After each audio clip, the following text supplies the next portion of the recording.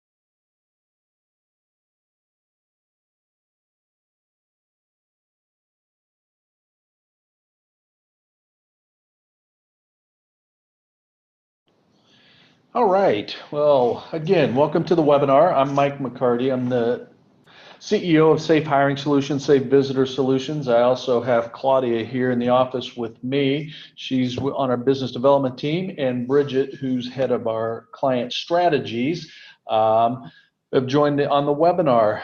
Couple of quick housekeeping items.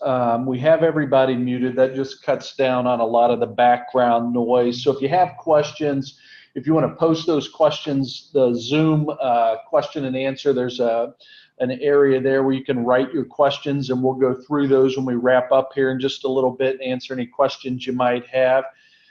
But just let me say, as we start talking about this new solution, ArrestAlert, I've been in the background screening business now almost 15 years, and I spent almost a decade prior to that in law enforcement, violent crime detective.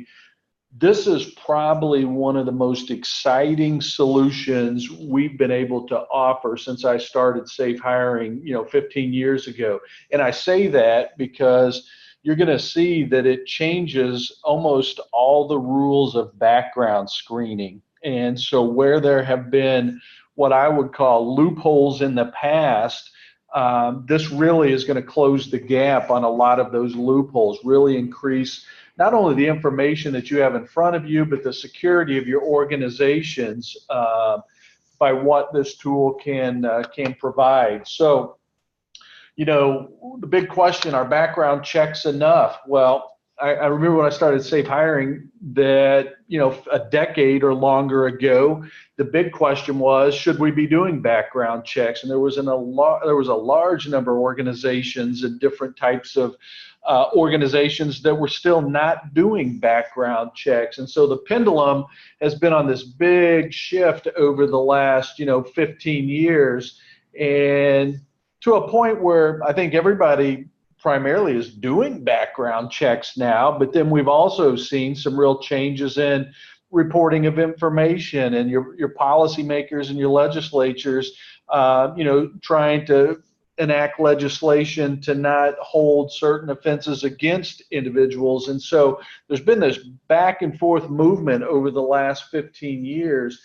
But the one thing I will tell you is there's no standard definition of what is a background check. And so when somebody says, oh, we're doing background checks, that really doesn't tell me anything, because the background screening industry as a whole, and we're a part of it, but as a whole, the screening industry has been an industry that has not, in my opinion, been focused enough on security and safety. They've been more focused on speed and cheap products.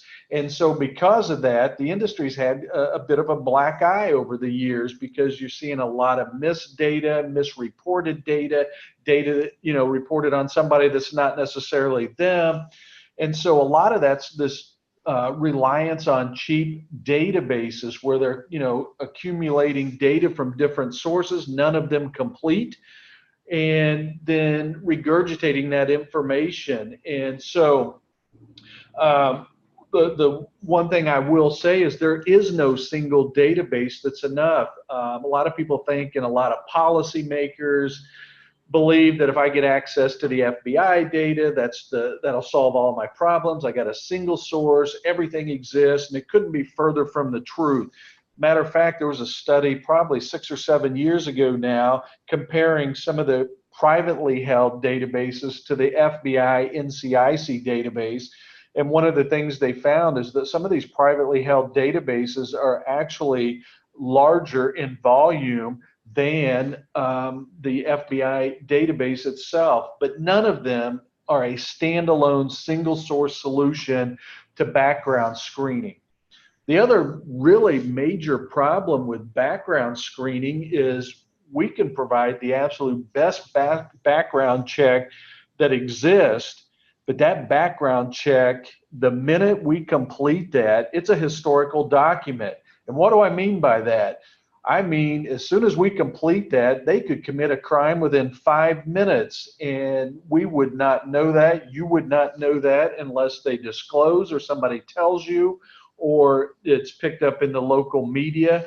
And so that is probably one of the gaps that this new solution absolutely solves, is it really closes that gap. Because what we've seen over the last many years is, some of you have been mandated, depending on, if you're a school or different organization, to conduct background checks every 5 years. That seems to be a kind of a standard for states, that kind of 5-year barometer. And I think that follows kind of a law enforcement barometer where they recheck their existing employees every 5 years.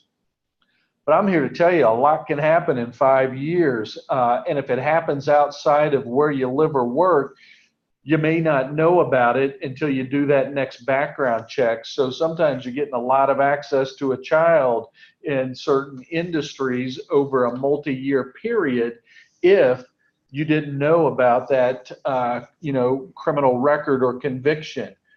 So pre-volunteer, pre-employment screening is not enough. Yeah, you could do a background check every month or every day if you wanted to close that gap, but you couldn't afford that. That'd be terribly expensive. And so what this tool will do will help you close that gap, but it will do that at a very cost-effective rate. And so here's a couple case studies I was able to pull up very quickly. I think I spent a sum total of about 4 minutes Googling. And this one comes out of Ohio, and it's a headline out in the Dayton Daily News. Teacher misconduct, nearly 600 teachers, this was last year, disciplined. 125 had license revoked in the last year in Ohio. So you say, okay, I get it. No industry is immune. I come out of law enforcement. I personally arrested several law enforcement officers, unfortunately, in my career. No industry is immune from having people hired that may commit crimes. But one of the things they found when analyzing the data, that it can take years, not days, not months, but years between these criminal misdeeds and any consequence with the licensure. And so when we think about some of these examples, like the one they mentioned here, where a teacher was accused of failing to report a sexual assault in a timely manner, and I know because we work with, large number of schools across the United States, that most schools have a policy. You have to disclose if you were, having any kind of, arrest or interaction with the criminal justice system. But quite honestly, are you really going to go disclose that when you know you're going to be terminated? Or if my motive is I want access to kids, I'm not going to tell you that, I was arrested for sexual assault in 2011 and was just resigned from that position in 2018. So that's a long period of time where somebody has access to children in this example here.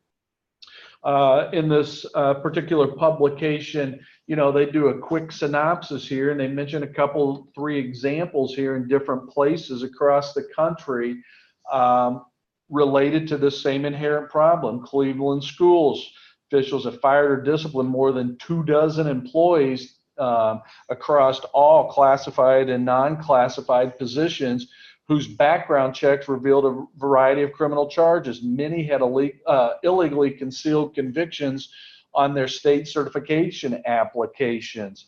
And so only finding this data when they were doing some kind of recheck. And so Hartford, Connecticut, and I remember seeing this one when it came out because this person is also a state legislator or former state legislator, had been a substitute teacher for many, many years with these felonies, 3 felony convictions, and only really came out when he applied for a full-time position within a school district. Or a teacher in Pennsylvania served time in prison for sexually abusing children, did not have his license revoked, got a teaching job in New York after he got out of prison, no longer teaching, and he's back in prison. So these are just a few kind of really quick examples. I think you could find hundreds and hundreds more, and probably even specific to your particular, vertical, if you're a non-for-profit or a school or a corporate client, then you're going to find examples that exist out there. So what are we doing with ArrestAlert? So we're gathering data from jails. And so when somebody's arrested, doesn't mean they're always booked into a jail. It's become, with jail overcrowding, some of your more minor offenses where they actually can, process and fingerprint them on the scene, release them with a court date. But typically you're talking about offenses that are non-violent offenses that are not going to place somebody at great risk of being harmed. And many times back in the 90s when I was a police officer, we had the same option, but you couldn't do it for domestic violence or any kind of offense where there was a battery or any kind of violence involved. They were more for public intoxication and different kind of crimes where you didn't want to crowd the jail.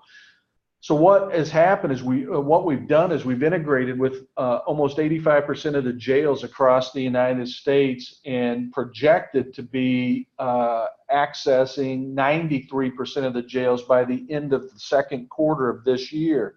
So we've got strong blanket coverage across the United States. And so what this allows us to do, whoops, went the wrong direction, is to provide you real-time triggers when somebody is arrested. And I would say, look at this as not a full-blown background check, because when this information comes back, it's not FACRA compliant, meaning this is a trigger. This would be just like somebody whispered in your ear and said, hey, I heard that Mike was arrested last weekend, and you've got policies that you initiate. Or you pick up the newspaper, a reporter comes by your office and says, I want to talk about the bus driver that, was just arrested for felony DUI.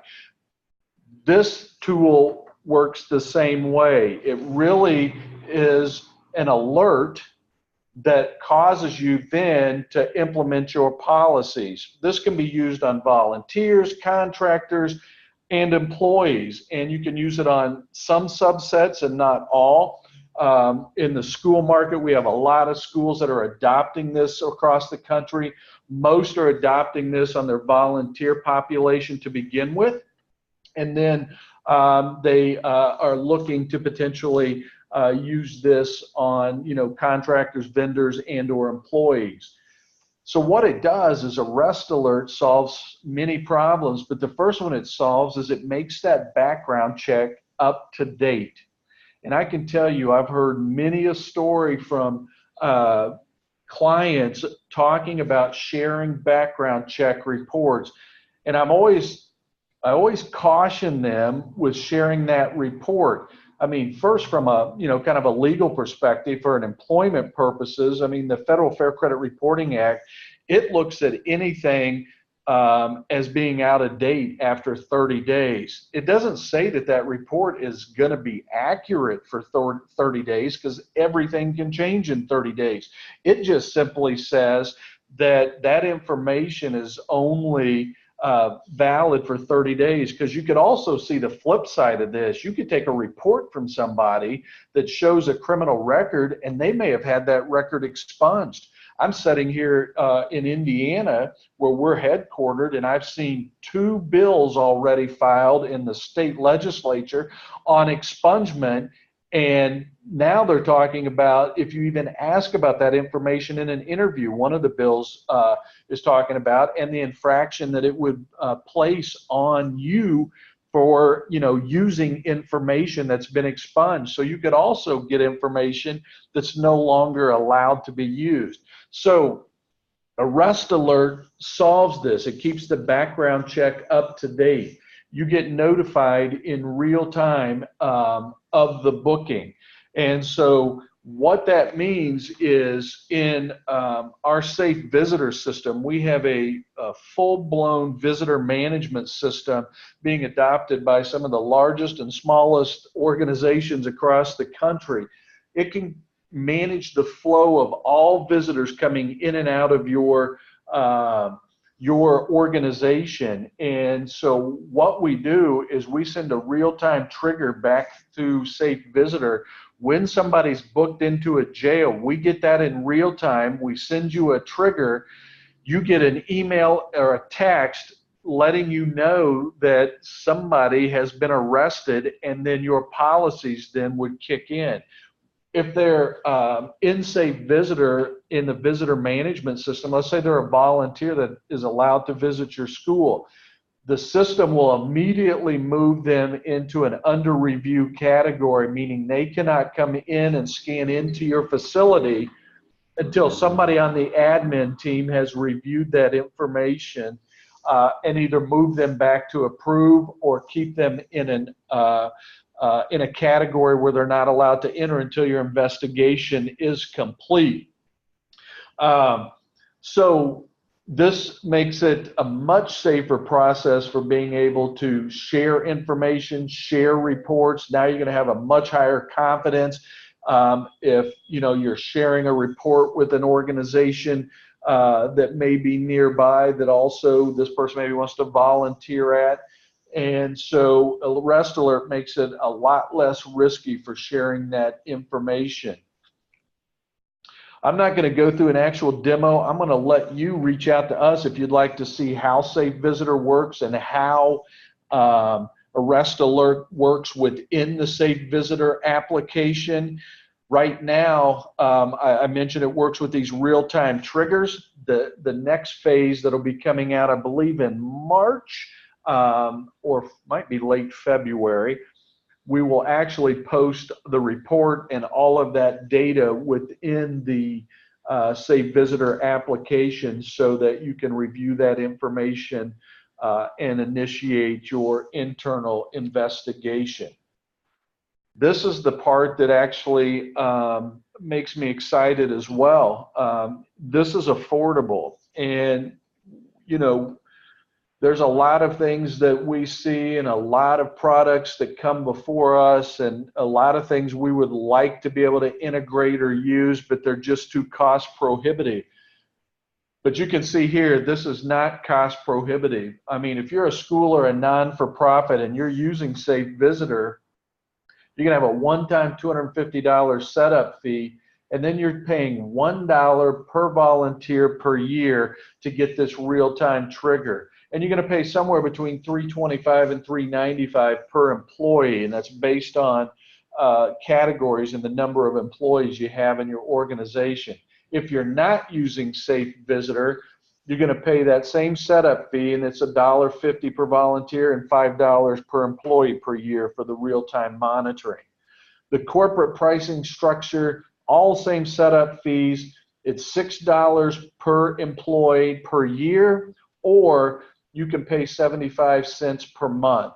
And you might ask, well, why would I want to pay 75 cents per month?